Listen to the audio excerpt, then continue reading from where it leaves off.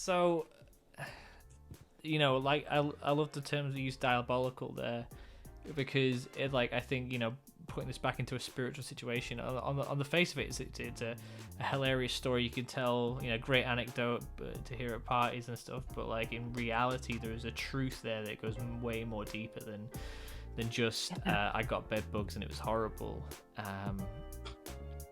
You entered into this pilgrimage, into this journey, unplanned, with the shirt on your back, but you entered into it to be in relationship with God. And especially when you said sitting underneath that tree, I thought of, was it Jonah, and then there's also Elijah. They both get to a point where they say, I'm done, God, and they sit underneath a tree. And with Jonah, he sat underneath a tree, and I think he sat down, God gave him a tree, and then God took the tree away. And it's like, I felt that for you. There was that real, like, it's like, okay, you've got this tree like with 2 centimeters of shade. What are you gonna do with it? How did that moment underneath the tree transform you? And how has this experience kind of had an impact on your faith, had an impact on your outlook on life? Mm. When you and I don't know if this is across the board for converts, but in my experience, when you come into the faith from no spiritual background, initially there's like a mountaintop experience of just this euphoric kind of, I've found the truth, and I'm alive with all these, graces from all these sacraments, and it's just so, I mean, you're like a newborn, but as an adult, if that Mm. makes sense. And it's incredible. And then like it's like a honeymoon, I suppose, in that for some people that might be fleeting. For me, it was a couple of years, and then I had this tricky. Well, was more than tricky. It was devastating, and suddenly I'm questioning everything. And so I think, sitting under that tree, and I hesitate to use the word tree because it was really more of a twig, and it was so hot and so dusty, and I was so hurting, and I felt so furious that God could leave me in that place. And then I think, I don't know how long I sat there for, Dom, but it would have been a good hour, maybe longer. Because when I got in that night, everybody had eaten and was ready for bed. That's how late I got into the town we were walking to. People actually started walking back out onto the trail to come and find me by the time I started descending down into the village. So I sat for a good while, and I look at it, part of my work is working with parents and their children, especially toddlers. And God is a generous father, and he is a good and loving father, but he doesn't want to make us comfortable at our own expense. And so here was me essentially having this childlike tantrum under a tree, and for good reason, I suppose, but I'm really hurting and I'm really angry and I feel despair and hopelessness. And I look at it now and I realize that the Lord in his goodness didn't abandon me under the tree. He sat there with me. And as a good father, he didn't take away my suffering, because my suffering is an invitation into my sanctification.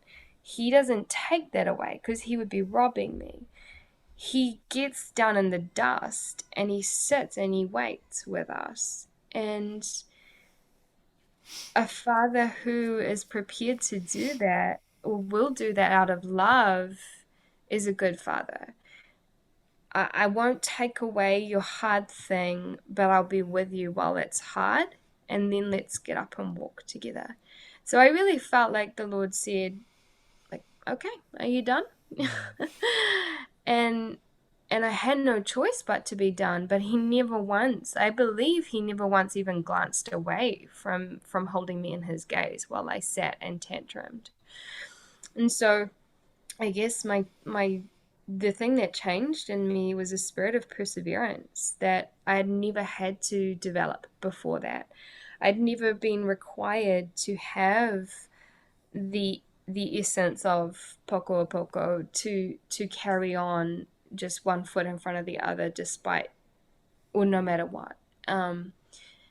I'd always kind of had this rich mountaintop experience in my faith, and Mm. in this experience, it was ugly and dusty and hot and sweaty and painful, and he was still there with me even when I couldn't see it. And so I think really that you almost can't not pick that up and carry it with you through life, because it's going to happen again and again and again, because we're not in heaven yet. Mm. And he's good and he's faithful, and that doesn't mean, like any good father, it doesn't mean he will take it away and give us what we want instead. As Mm. a good and a faithful father, he has to do what he knows is right for us, and sometimes that's incredibly painful. Yeah, yeah. I remember my spiritual director once saying to me, "Is like so often we are looking for the transfiguration, when in fact the transfiguration is letting us know that there's going to be a crucifixion and we have to be in the passion." And I always felt like, especially like when praying the rosary, that like, when I first started praying the rosary, you think sorrowful mysteries. I'm not. Why would I do anything that's sorrowful? Let's go for joyful and glorious, and luminous. But really, it's the sorrowful mysteries that make the real joy. It's our sorrow and pain that, as Catholics, we teach that pain is redemptive. Our suffering is redemptive, and we have a choice when faced with those situations. We can either put on a self-reliance as like, I can fix this, and ultimately turn to sin and away from God, or we can say, I'm going to join this with God, Christ on the cross, and it doesn't take away the pain. It doesn't. Critics say that Christianity is a crutch, and it's like, if it's a crutch, it's got thorns on it. It's not. It might help you walk, but it's not going to take away the pain. It's Yeah, just going to make you have a smile throughout the pain. yeah, Uh, yeah. Uh, and I mean, I think I can't remember which saint says this. You might be able to help me, but that to remain at peace, it is necessary to love while suffering and to suffer while loving. mm, Um, I think, I mean, that in an essence is like that's our Christian faith. The avoidance of suffering is our modern condition, mm, and by pursuing that, we'll only suffer more.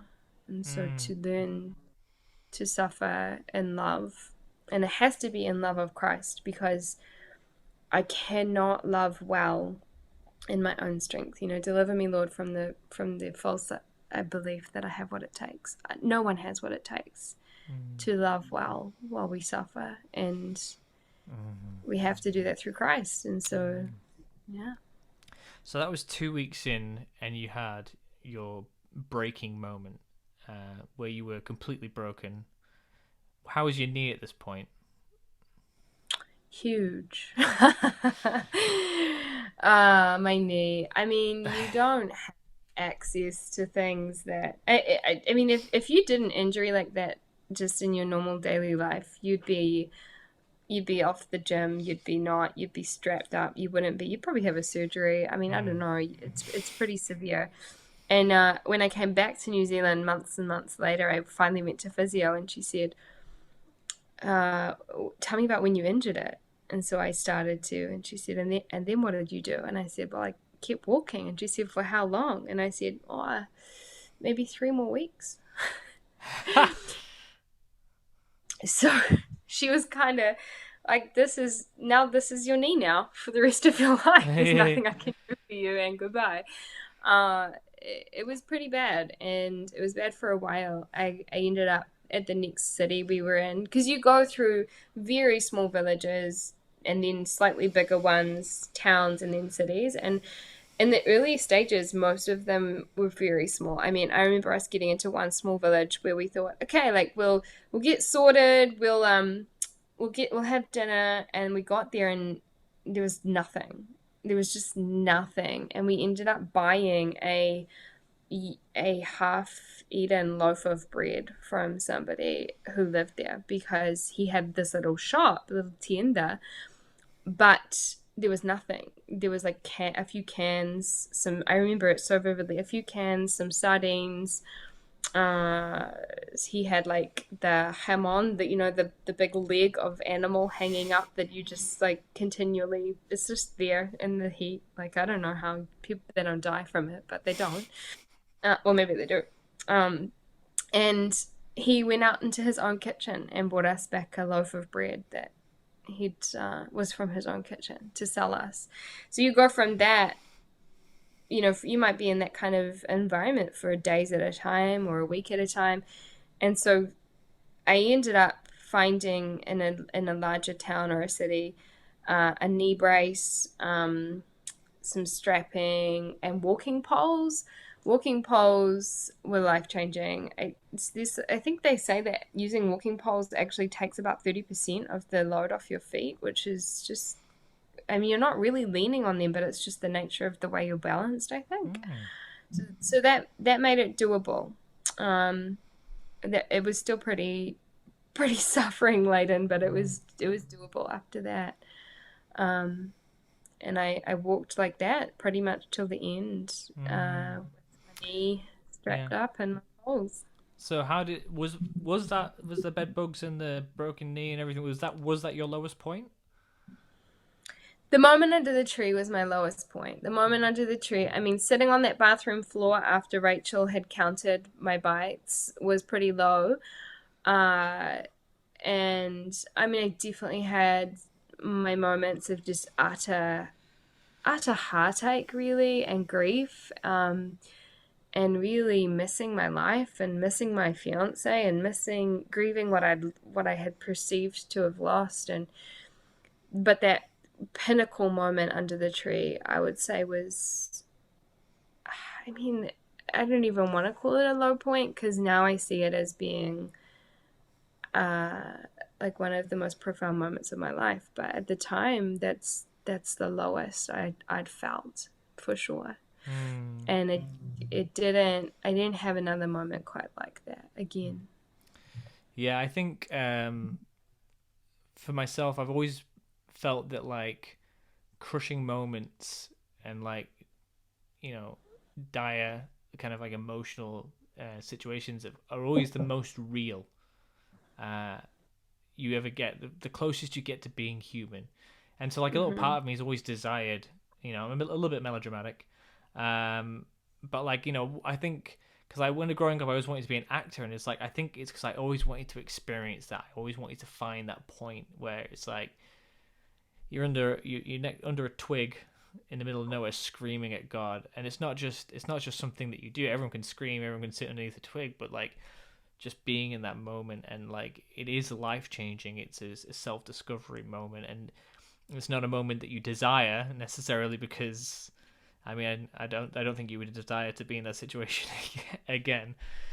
But could you tell us a bit like how did that change your mindset from you started the day you started after that lowest moment? How did you change as a person? Did it change how you related to everybody? Did it change how you looked at the walk? Did it change how you carried on with the pilgrimage? Yeah, I mean, I think starting out, I had a sense of what I was here to achieve, and that was healing. I would get to the end.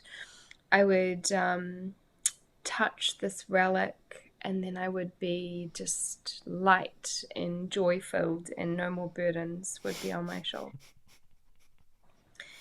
Um, and That'd be I nice. think, oh yeah, I mean, everyone would be buying a ticket right now, but I think uh, I realized it doesn't really matter location wise where I am. I'm gonna be me, and I'll carry what I'm carrying regardless of where I am. And I definitely had, after, like, increasingly, I would say day by day, I developed a spirit of, little by little, I developed a spirit of detachment. You don't have, I think, like, in the end, there was about four of us who were sharing a tube of toothpaste because it made more sense to not carry individual tubes, but to have one. And so we left our other tubes in albergues for other people, and we carried one. And we ended up doing the same with the bar of soap. We ended up not even having shampoo or conditioner. There's a stripping away that occurs because you realize how little you actually need and how freeing that is. You just, I'm so, and we started off this call just having a little catch up, and I told you my car got burgled and I had all my stuff stolen on the weekend.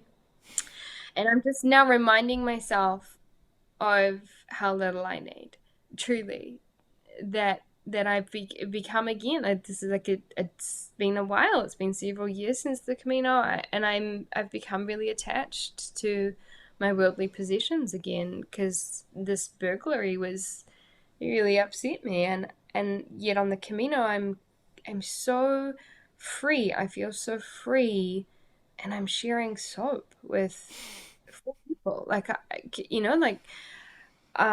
It just doesn't make sense, but it's because I'm not meant to be satisfied by the things of the world.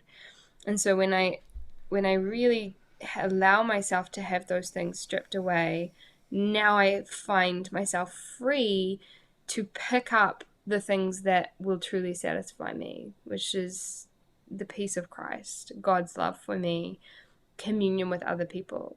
So I became, as all these things are being stripped away and I'm being sort of burned by this fire and refined through the process, I find myself becoming more and more open.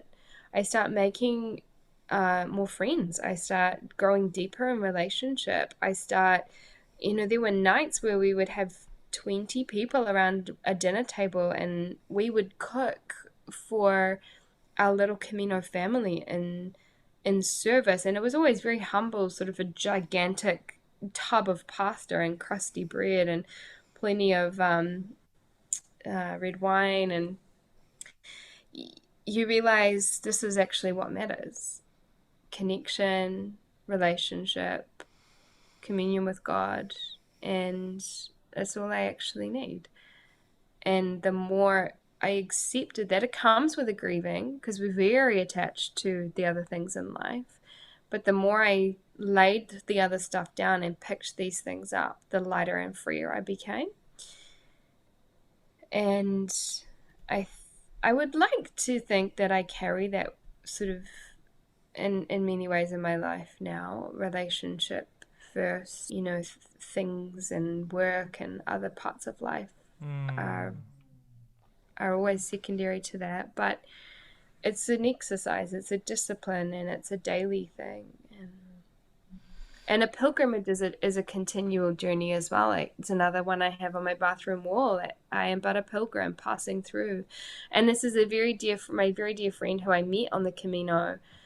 His name is Ron, who has become family to me. This is his little sort of prayer reminder for me when we last caught up, was like, and I was talking about the struggles of life, and he said, yeah, well, and so what? Because you're not here for here. You're here for somewhere else, and so I'm just a pilgrim, and I'm just passing on through. And so when that's my mentality, I really can sort of have this attitude of like, oh, so come what may, because I'm just a pilgrim here. I'm not attached. That's really powerful, man. It's like just like that idea. I mean, it's one of those things that's really hard to grasp the idea with fully.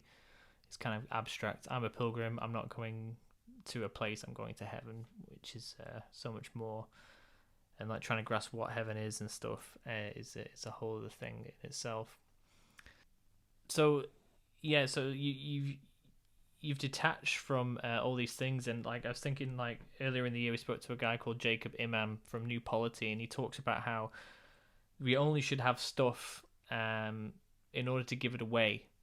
So like he talks about he has a truck, not because he's a tradie or anything, but because everyone always needs a truck. It's like, oh, I need to move something, I need someone with a truck, and it's like, all right, here, you can have my truck, here's the keys. And so that's why he has that thing. And so this idea of like having possessions,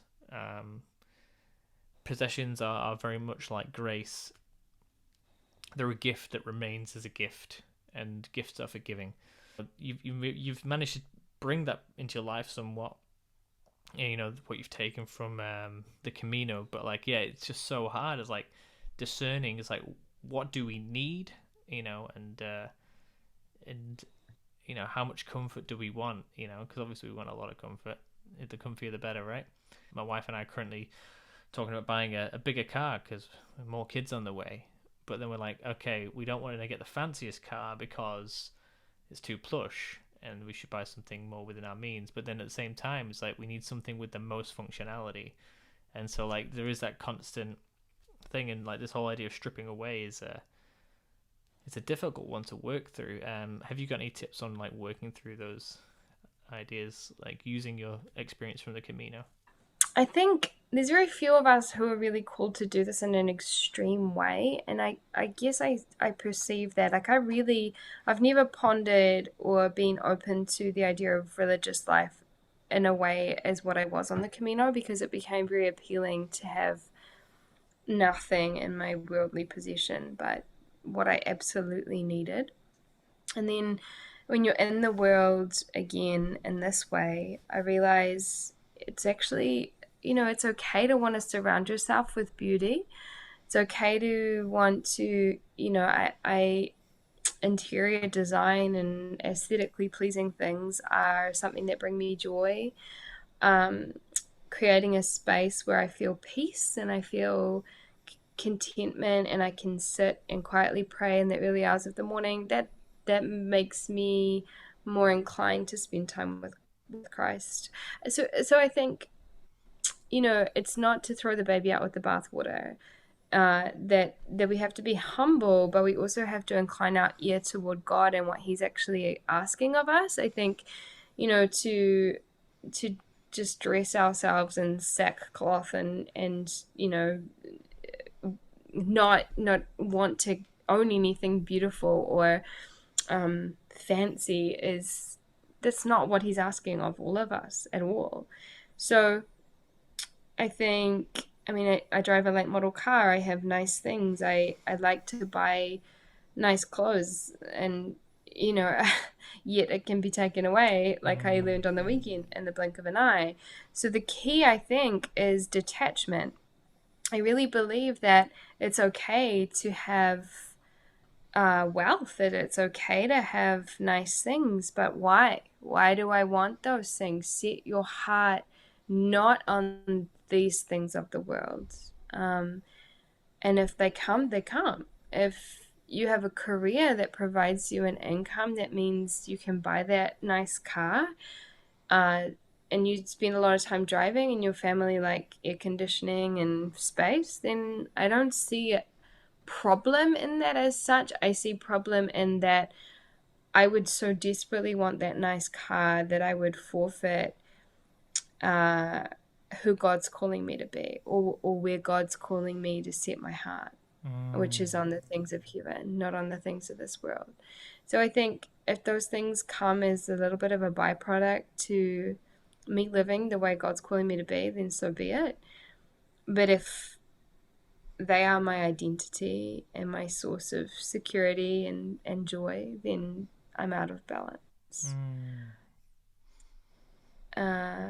And I think it's always a difficult thing to navigate, because we're always being tempted. Like, I have an iPhone that's several years old now and it's pretty smashed up, but it still works. And I found myself the other day on the Apple website, right? And I'm thinking, okay, well, it's about time, and I work hard, and this phone's pretty old and I've had its use out of it, but the reality is there's nothing wrong with it. And I realized about 20 minutes into my research that I was making an idol out of having a new phone.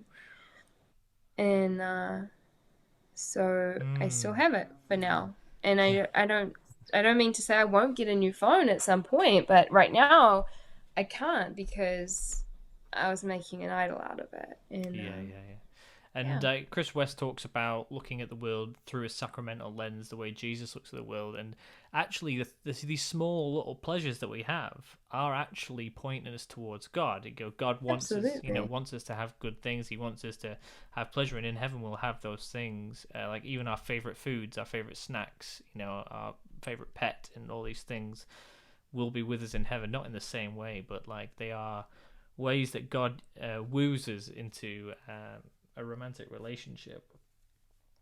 So we've heard about your lowest point, and so now we've sufficiently put everybody off doing the Camino. What was your highlight? What was the moment you thought, yes, I'm doing this, or maybe it was post Camino that you were like, actually, that was the best decision I ever made. Yeah, I think it's the latter. And it's not to say I didn't have really beautiful moments, because I truly did. I remember on the walk to Finisterre after being in Santiago, and even the feeling of walking into Santiago itself was pretty special. Miraculous moments, like meeting friends again who you believed you'd said goodbye to, and then God provides this sort of supernatural shift of space and time so that you cross paths again when you didn't think you ever would, and just the joy in that, the joy in just sitting around a table full of people from all over the world who I just met but I feel like are my family, and talking and laughing and singing, and it was so rich.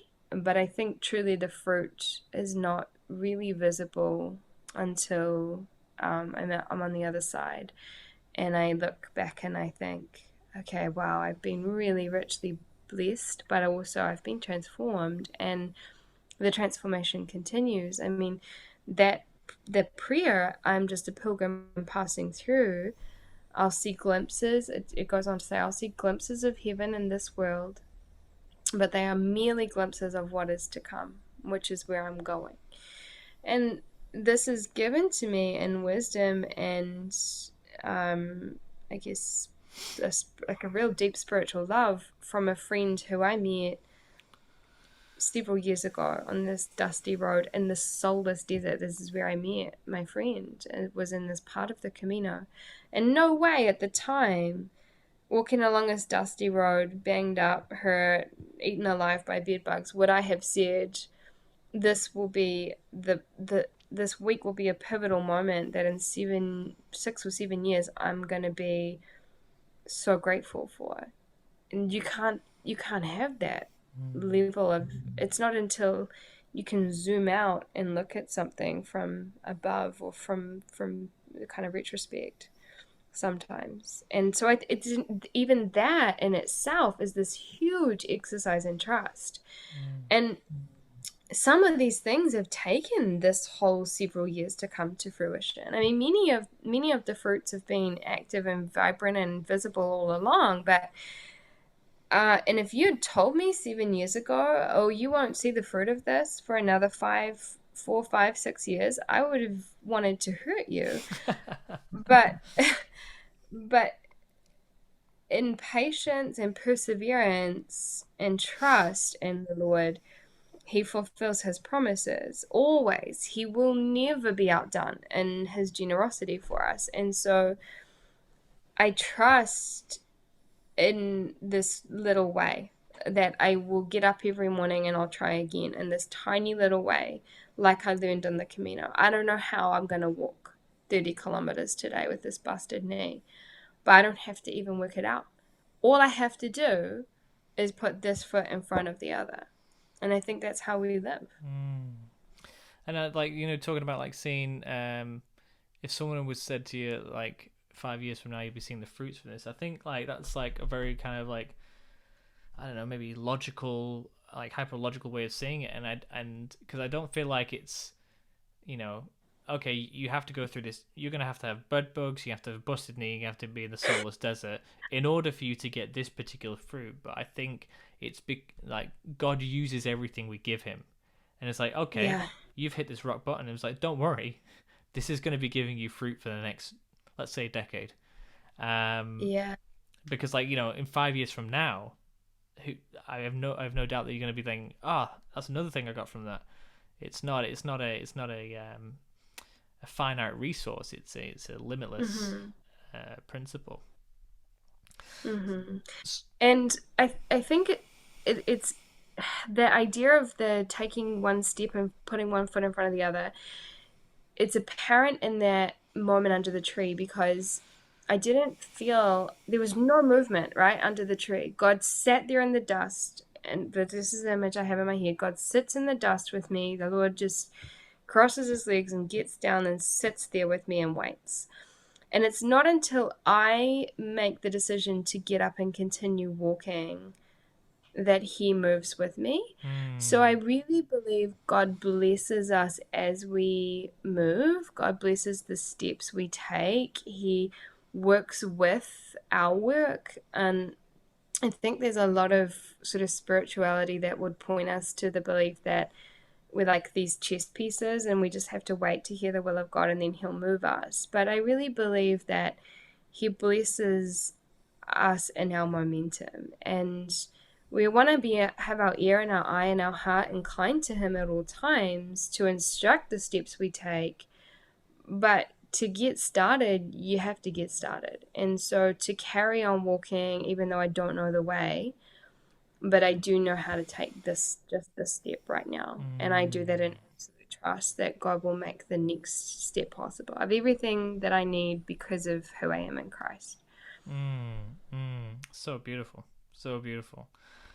So, like, I guess my question is, because after everything we've said, like, how would you prepare for the Camino?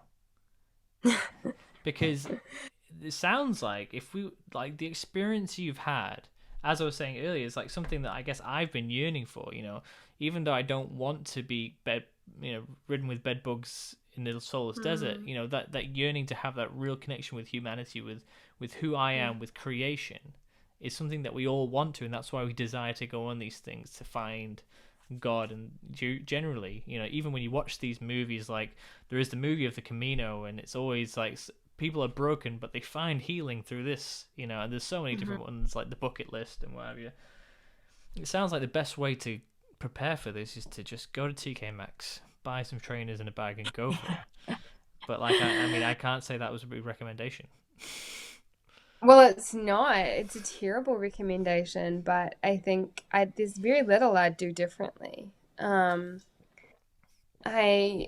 I mean, yeah, I would probably, by the end we were taping our shoes together with waterproof taping. Um, and Do you still have those shoes? I don't. And Oh. I really wish I was very committed to the being unattached thing at that point. And I actually I'm pretty sure we burned. Did we burn some stuff? There was definitely some burning of stuff. Wow. Yeah, I let everything go. My one regret is that I didn't keep my hat. I had a pretty funky little hat. Okay. But the backpack was so cheap that all the metal framing and the back part of it was like bent and buckled and starting to poke through and stab me in the back by the end. So that didn't get kept at all. Another And offering. so I mean, like if it's within your means and you don't want to suffer, quite to that degree, buy a decent backpack, buy some good, maybe hiking boots aren't a terrible idea. But look, like my shoes carried me the whole way, and I don't know if I would do it with hiking boots, or I would probably just wear trainers again because they're lightweight and they're flexible and they dry out quick. Um, but I would definitely recommend pre-treating your sleeping bag liner. So I didn't have a sleeping bag because we were not. It was so hot. We knew it was going to be so hot, and we were worried about weight.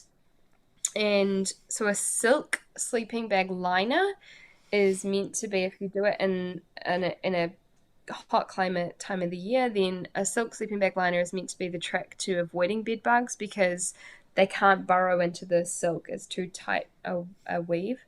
I believe they still did for me, but I don't know. But So apparently you can pre-treat all your belongings, your clothes, your backpack, your silk sleeping bag liner with like a deterrent.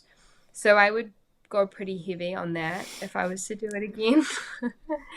But I guess, uh, yeah, I go in expecting to suffer would be my biggest prep tip. Go in expecting and try and find the joy in the suffering. Try and embrace that because it wouldn't be a Camino without it, I don't think. You're not there to be a tourist, you're there to be a pilgrim. And the very word itself is almost inviting suffering. I think you could maybe say, the best preparation to have is be prepared to go when God calls you to go, because essentially that's what happened to you. It's like, it wasn't a case of like, I'm going to go do the Camino. It's like, I'm going to buy a ticket to London and see what happens, and God was like, you're going on the Camino. It's like, well, then I'm going. With that in mind, how about spiritually? Is there a, like, how would you prepare to enter into it? Because I guess, like, um maybe God broke you down because you weren't in the right spiritual space. It's like, maybe we can again void the bed bugs by spiritually being in a point where we can receive God's word best. Mm. I really think God just wants us as we are, and I think wherever you are at is where He meets you.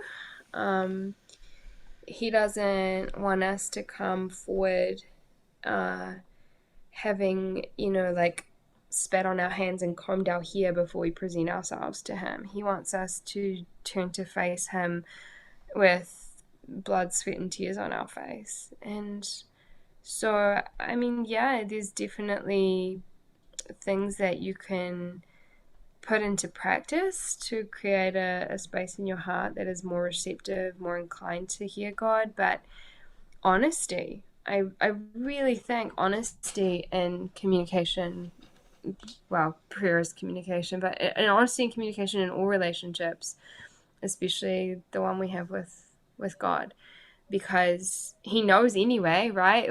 Like, I remember voicing a concern once about being concerned I was trying to manipulate God, and the person was like, "Well, chill, because you won't. Um, he, he will not be manipulated." And so honesty, just even the rage, right? Like that fury, and like a child scream, "They hate you" at a parent. Not because they hate the parent, but because they love the parent so much that they know they can be their most ugly in the presence of the parent.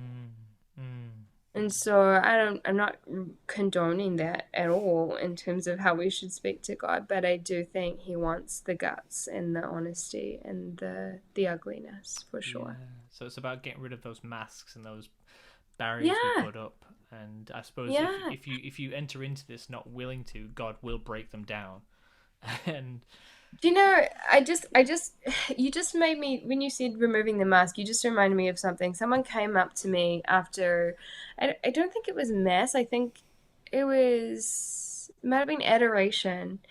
It was Adoration. Someone came up to me afterwards and she said to me, and it was actually, bless her heart, she meant well, but it was actually, I was a bit embarrassed. And she said to me, she said, "I just wanted to say, like every time I see you and hear, you're just so serene, and like you always just look, this way." And she said, "You just really remind me of Mary." And I was so gobsmacked by this because I had sat in adoration, battling my mind the entire time and working really hard to try and be honest with God.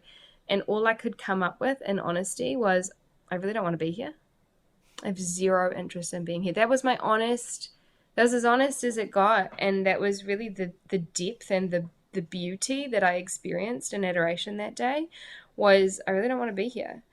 My honest truth at this point in time is that I would probably rather be at home on the couch with a cup of tea, mindlessly scrolling through social media. Is just where I'm at. And yet the outside perception was that I must be having a profound spiritual experience because of how it appeared from the outside. So I really think we need to be so much more honest than that and shed that facade, because it's so unhelpful, I think, that we would pretend anything is so unhelpful. Yeah. But I think also like like there is something to be said for being in front of the Blessed Sacrament in Mass or in adoration, and not wanting to be there but persisting anyway. And I think, Wholeheartedly, yeah, yeah, I yeah. think there is there is that beauty in that. Something I did want to ask you about, because Mm-hmm. essentially your trip on the Camino actually ended up with you meeting Bishop Barron eventually, right? In a Uh, roundabout way. in a roundabout way, yeah. Yeah, there you go. So everyone do the Camino. No, I'm joking. Could you tell us a bit about that? I'm So a big fan. No. you're a big fan. Dom, you were the reason I met Bishop Oh, Barron. stop it. I just knew in my travels that if I had this opportunity to meet Bishop Barron, I couldn't pass it up. And I'm in California in this particular occasion, and I'm staying with the very good friend Ron, who I met walking the Camino. And he knows I'm a big Bishop Barron fan, and I have his books, and I love his daily emails, his like just fangirl, right? And so he says, you know what, you should send the bishop an email while you're here, and you should get in touch and pay him a visit. And I said, come on, he's the bishop. Like that's not a thing. You can't really do that. He's a really busy guy, and he's really like I doubt he's even in town. So the following morning, we're making coffee, and he comes through and he says, "What would you say if I told you the bishop was in town?" And he had called, and he had essentially made contact with the administrator, who I then made contact with myself, because I mean, you've been led this far, you can't let it go now. And she says, I'm really sorry, but he's pretty booked up today, and he's not going to be able to see you. And my precious friend could not take that for it. I kind of willingly accepted that. I was like, yeah, that's kind of what I expected. Thanks so much Mm. for your time. And Ron comes through, and he's like, get in the car. You've got a long drive ahead of you. You need a pack right now. I'm going to help you throw everything in the car because you have to be there at 2 p.m. And it was quite a way up the coast from where I was in Long Beach, California, like significant drive. So I'm on the road. I don't even have time to think about this. I don't have time to think, what am I going to say to the guy? What am I going to ask him? What are we even going to talk about? So I just show up, and I'm there, and we sit and we have a chat. I tell him about us down here in New Zealand, what we're up to. I invited him. I said, Bishop Barron, I think you should really come to Hearts of Flame. I'm on the planning team for this organization, and I really think that you ought to come.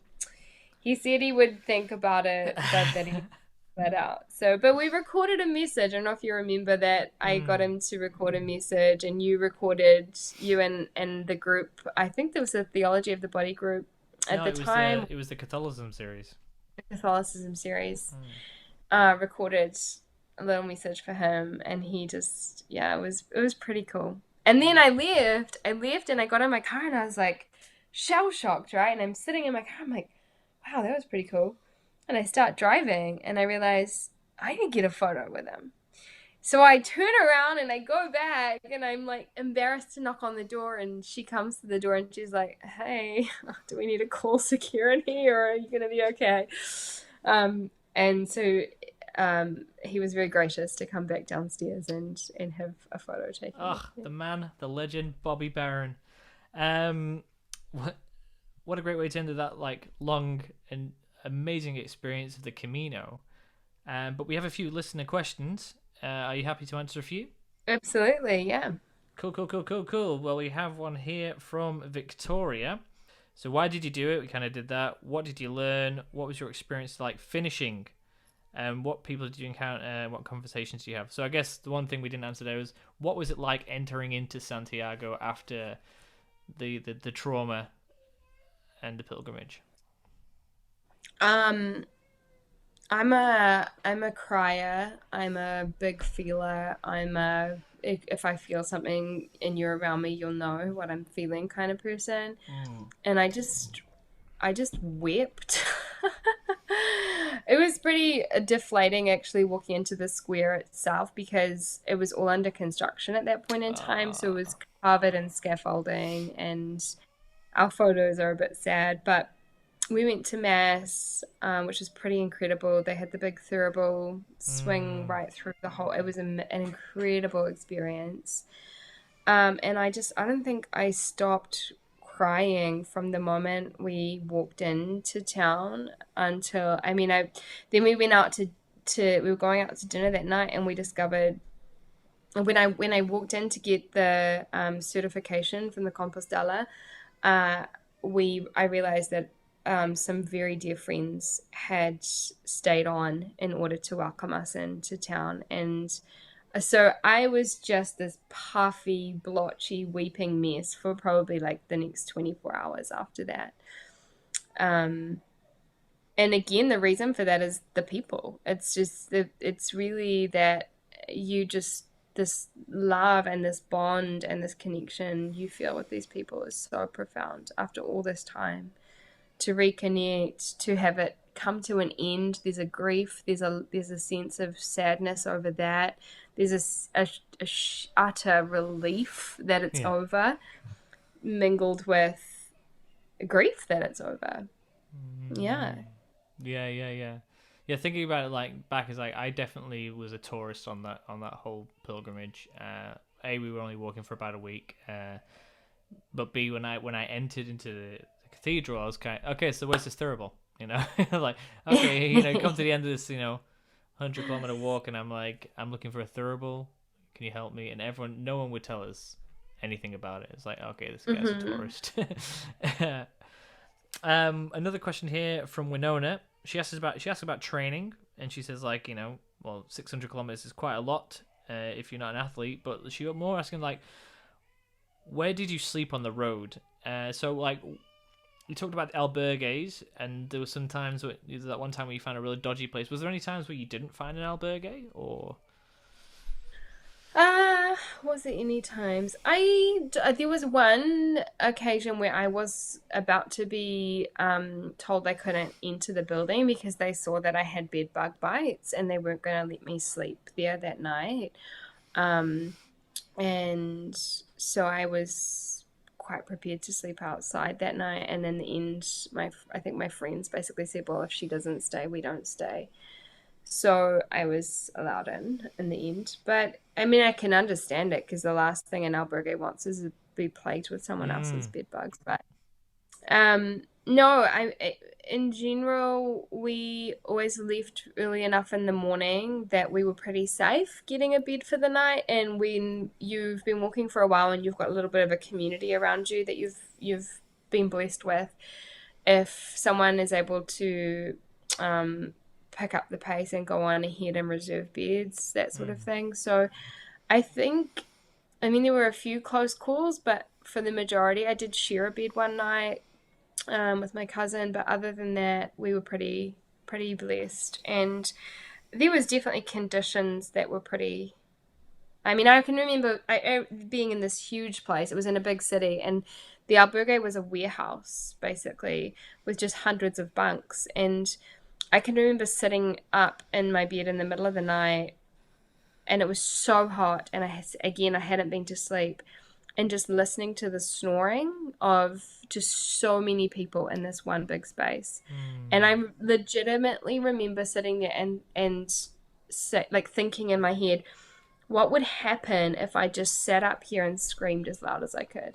Like that was the level of I was just being driven to distraction by all of this. There's just you can imagine like 50 people snoring in one space. Yeah. Uh, and so some of them were pretty rustic. Some of them were just like a room full of bunks, and that was it. Some of them were run by religious sisters or brothers, and you just had the most incredible experience. Some of them were a little bit sort of spiritually not quite what you were looking for as a Catholic. But the majority were just, it was just so richly blessed. And A lot of them were by donation, so you just give what you can or what you feel it's worth. Mm. And it would range from if you're staying with the religious sisters, or there would be couples, husband and wife, running the place. You'd often be fed a beautiful meal. Otherwise, you're just sort of really buying bread from some dude down the street. Mm. We've got another question here from Isabel. Are there any points in the route that are dangerous? Yeah. So the mountains, a lot of people get really injured in the mountains. My friend got pretty badly injured in the mountains. The weather can be pretty, not so much the part of the journey that we walked, but especially the crossover from France into Spain and the Pyrenees. A lot of people come to some strife there. So being prepared and thinking about the weather and listening to locals, especially. I did have a friend who came across someone who was quite clearly had ill intent for her, and she was walking alone. She was very fortunate to get away. So it's definitely not something that is just like skipping through fields with daisies. It's there's always, it's like anything. There's always going to be some risk there, but I think it depends on what time of year you do it as to how heavily populated it is. So we walked in May, which is kind of a fringe season, but it was still pretty busy at times, pretty hot. Um, in summer, it's just absolutely packed, I think. But Mm. then that's also like peak bed bug season, so don't go then. Yeah, I mean, I guess we could talk about that for a long time. There's a lot to pull out in that. A lot, yeah, yeah. Yeah, but Maybe I guess part two. yeah, just part of next. I say part two. This is probably will be two parts. Part three, the dangers of a Camino. Yeah, tips and tricks. Yeah, we've got another question here from Winston.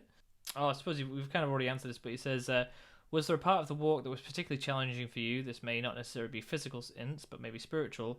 And how did you overcome it? Would you say that would be the tree, the Jonah moment?" Yeah, although speaking about the mountains just reminded me of another part where we were trekking up. I was going to say uphill, but it was really climbing a mountain for quite some time, which was pretty challenging, and it was very wet. Don't buy a raincoat from TK Maxx. Um, if anything, it will just shrink wrap the rain inside itself to your body, so you'll be even more wet than if you hadn't worn one. So it rained for days, and we were drenched, and everything was saturated. And then by the time we got to the very top, we were so high up that everything was damp because we were up in the clouds. So there was just constant cloud cover, and it was spectacularly beautiful to see the sunrise in the morning above the clouds. It Mm. was incredible. But there was the uphill in the rain for days was a little challenging, but actually also one of the things I look back on with a lot of love That's and that's cool. fondness for. That's cool. Another question that's asked by a few people, but also by Manny, was what conversations did you have that stuck with you on the journey? Is there any like top one, maybe top two conversations that you just like I either maybe something you were able to say to someone or someone said something to you maybe. Yeah, I had some really profound conversations with people about the faith. So I can remember walking with someone who was very anti the church, very anti, because she said, "Well, I'm a feminist and I cannot condone this belief system that just oppresses women." And um, I think actually this is potentially a good segue, Dom, for our another podcast we've got planned in the future about femininity and feminism. But she did say, "Yeah, I'm a feminist, and this is how I believe things should be, and this is so contradictory. And so we had this amazing conversation about all of that, and I just really felt the need to hear her.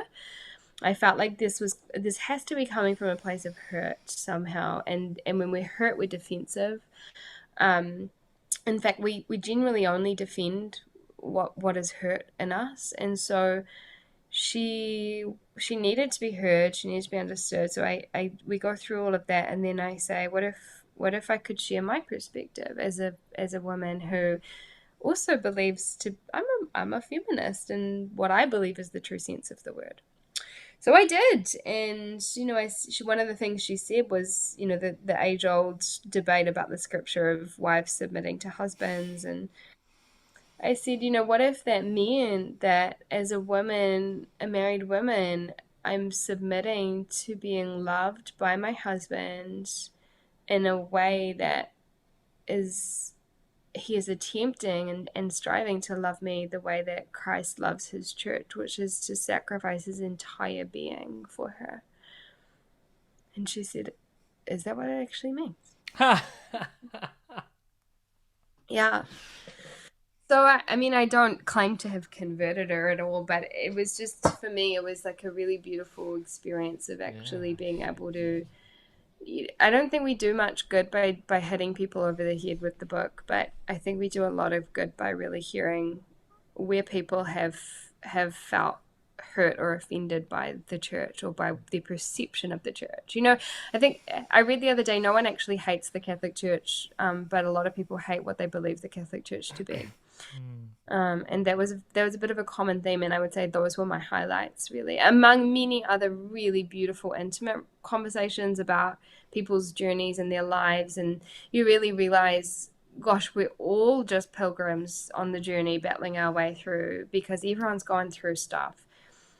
But the highlights for me would be those moments of really being able to speak goodness and love and truth into people's misconceptions. That's cool.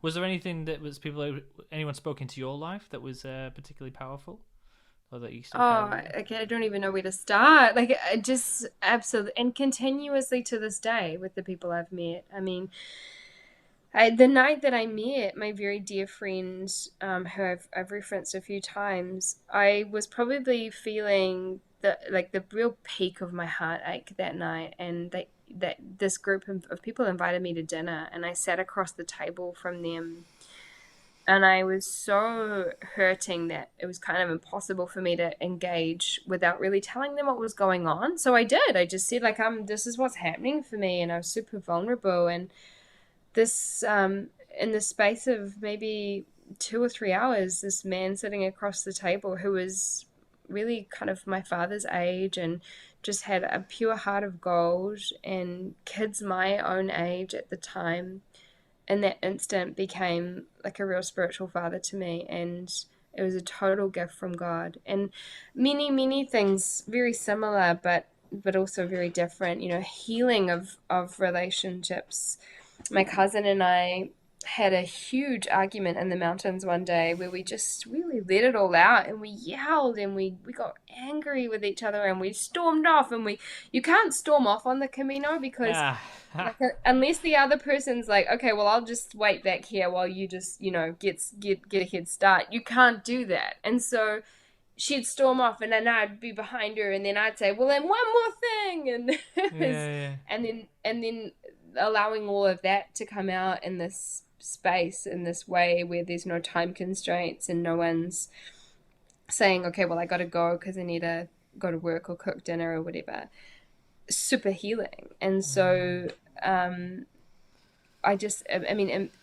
couldn't even number the occasions where people spoke into my life in really profound and beautiful ways. And I met a sister actually in one of the monasteries who she sat and listened to me kind of share my story, and one of the other sisters had to translate it for her because she only spoke Spanish. And then I had very minimal Spanish, and she then wrote me a letter which my dear friend Rolando translated into English for me, and I have it still now, and I sometimes pull it out and read it, and it was basically about how God sees our hearts and wants nothing more than to just be in love with us because of who we are. So things like that just are priceless, and they're abounding in a situation like that. Yeah. That's cool, man. We've got one last question, and it's actually from the mums group we've started at Evangelion. So if you're a mum and you want some Catholic community, check that out on our website and our Facebook group. So one of the mums from the mums group asked, did it feel like walking with Jesus on the way to Calvary? She says it's specific, but maybe because she's done many pilgrimages, she knows what it's like. Okay. And she also wanted to know the difficulties she faced and how she faced them. So I guess, did it feel like walking with Jesus on the way to Calvary, the Passion specifically? I don't think I ever really had that moment of kind of directly thinking that, but I do remember being in pain and suffering, both kind of emotionally, spiritually, and physically, and realizing, again, like I said earlier, that my goal is to become like the one I follow. Well, I can't say, Jesus, make me more like you, and not expect to get a little bit banged up and bloodied along the way.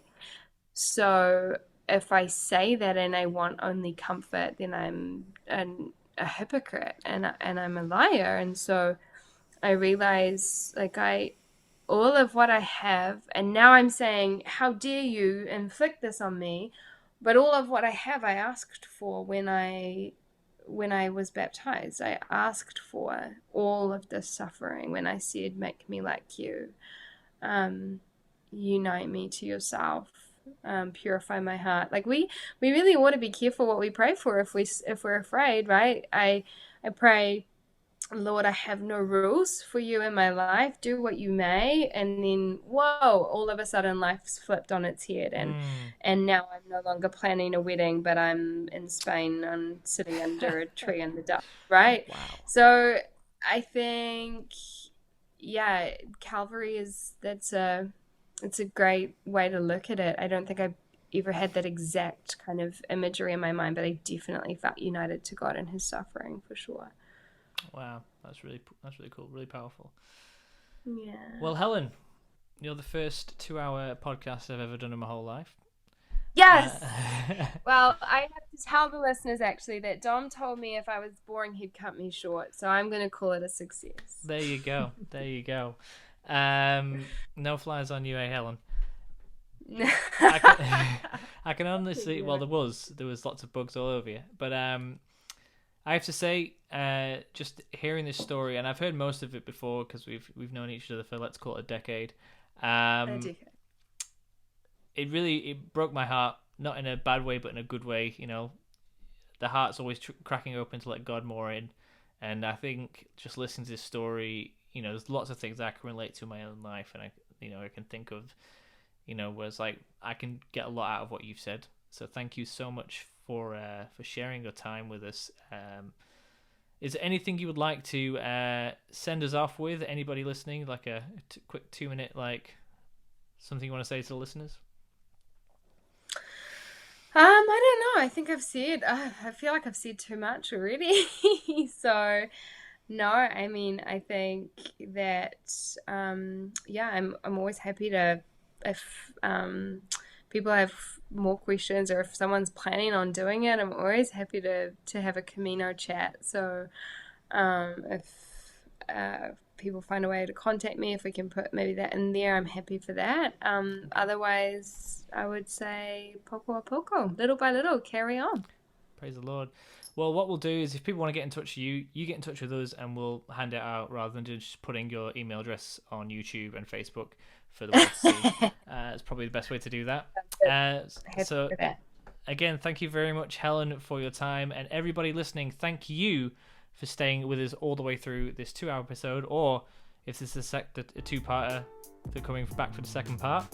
Remember, if you want to get involved in anything that Evangelion's doing, check us out on evangelion.co.nz. Go to our Facebook page, Evangelion NZ. Go to our YouTube channel, Evangelion NZ. Go to our Instagram page, you guessed it, Evangelion NZ. And of course, if you're listening on the podcast app, give us a 5-star rating and positive comments only. Thank you very much. God bless, stay curious, and stay Catholic.